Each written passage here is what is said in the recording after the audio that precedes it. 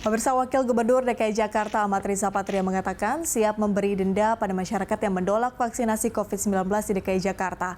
Riza menyebut siapa saja warga Jakarta yang tidak mau ikuti peraturan dan ketentuan bisa didenda 5 juta rupiah.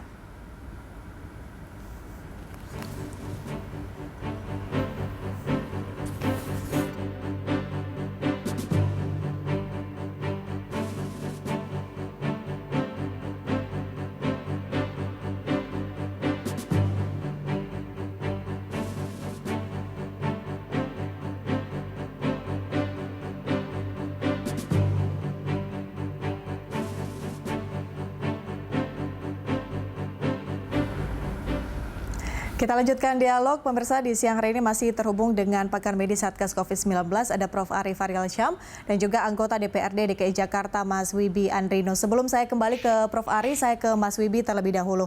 Mas Wibi, tadi ada pernyataan dari Wakil Gubernur Ahmad Riza Patria mengatakan bahwa sudah memberikan afirmasi ya, kalau misalnya ada yang tidak ingin divaksin atau menolak untuk divaksin, ini akan denda 5 juta rupiah. Sebenarnya ini penerapannya kapan sih, Mas? Koordinasi dengan Pemprov sendiri seperti apa dari DPRD? Ya, memang kita masih menunggu ya. Kita kan di DPRD DKI Jakarta menyusun peraturan daerahnya bersama-sama dengan eksekutif. Nah, tinggal pelaksanaannya hari ini kita kan juga belum ada. Jadi dalam penyusunan Perda 2 2020 ini kita historinya ada sejarahnya, bukan hanya fokus dalam vaksin saja. Tapi sebelumnya DKI Jakarta itu terkait dengan aturan PSBB itu disibukkan dengan keluarnya berbagai macam pergub. Tetapi landasan pergub itu tidak cukup kuat untuk bisa membarok ketentuan pidana ataupun sanksi yang berlaku. Oleh karena itu kita menyusun perda yang di dalamnya ada misalnya tidak memakai masker didenda Rp250.000, mengambil pulang jenazah COVID ada dendanya. Terus juga melarikan diri pada saat diisolasi juga ada dendanya, ada sanksinya. Termasuk orang yang menolak untuk diobati dan atau divaksinasi. Nah, poin utamanya sebenarnya menolak untuk diobati.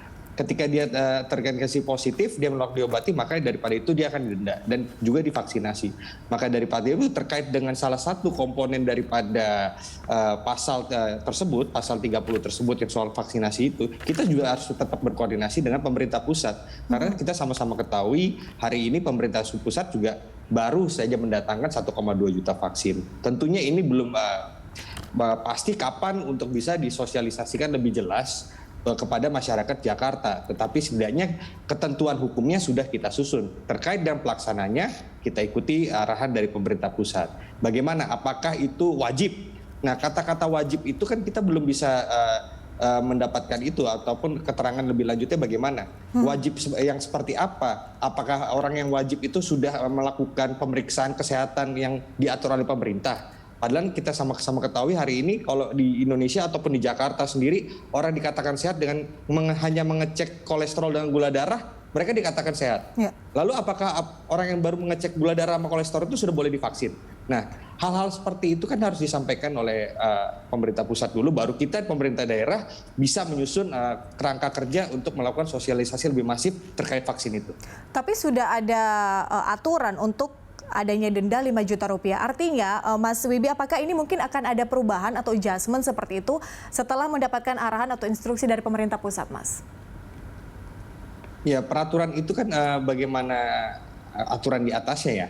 Ketika memang aturan di atasnya ataupun undang-undang di atasnya itu mengatur hal yang memang spesifik terkait dengan satu frasa yang ada di perda tersebut, kita harus menyesuaikan, kita juga harus merevisi itu. Oke, berarti adanya terbuka peluang seperti itu untuk adanya perubahan pada peraturan tersebut, menunggu instruksi dari pemerintah pusat. Saya kembali ke Prof. Ari. Prof. Ari, kalau tadi kita sempat singgung di segmen awal terkait dengan efek sampingnya mungkin ya, Prof. Ini juga sebagai edukasi kepada masyarakat. Sebetulnya seberapa penting vaksinasi itu, program vaksinasi atau vaksin itu diterima oleh masyarakat, bagaimana ia bekerja di tubuh kita, dan mungkin sebagai pengertian kepada masyarakat pentingnya vaksinasi tersebut, dan kalau bisa tidak ditolak seperti itu oleh masyarakat. Ya, jadi kan sebenarnya dalam hal kita bicara soal pengendalian COVID-19 ini kan dua hal. Pertama adalah obat, ya, kemudian ini vaksin. Ini kita bicara soal untuk penemuan kedua hal ini ya. Kalau yang lainnya tentu kan protokol kesehatan itu menjadi hal yang utama begitu. Nah, kita bicara obat ini sampai saat ini kan boleh dibilang belum ada ditemukan obat yang memang efektif untuk mengatasi COVID-19. Prinsipnya kalau obat ini sudah ditemukan kan ya samalah seperti penyakit yang ada saat ini, seperti penyakit infeksi lain, seperti misalnya kita ambil contoh demam tifoid misalnya. Sekarang sudah ada antibiotiknya, berarti ini bisa diselesaikan dengan antibiotik misalnya. Atau kita bicara soal hepatitis B, ya virus itu kan hepatitis B atau hepatitis C itu sudah ada antivirusnya. Artinya virus ini bisa dibunuh dengan antivirus ini. Nah, untuk bicara soal COVID-19 sampai sekarang belum ada obatnya. Nah, ini satu.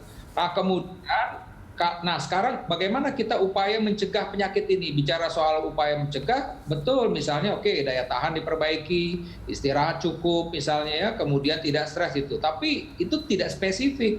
Nah, ketika bicara spesifik, maka kita bicara soal vaksin. Nah, bagaimana vaksin ini bekerja? Nah, karena vaksin ini memang didesain untuk spesifik mencegah terhadap infeksi dari COVID-19 ini. Jadi tentu ini hal yang paling efektif. Kita bicara soal kalau memang vaksin ini sudah artinya sesuatu yang bukan sesuatu yang sulit untuk dicari, suatu udah banyak lah istilah kita bisa gunakan. Nah, itu yang kita bilang tadi bahwa vaksin ini efektif untuk mencegah penyakit terhadap infeksi ini. Nah, oleh karena itu maka ya ini informasi ini harus sampai juga kepada masyarakat.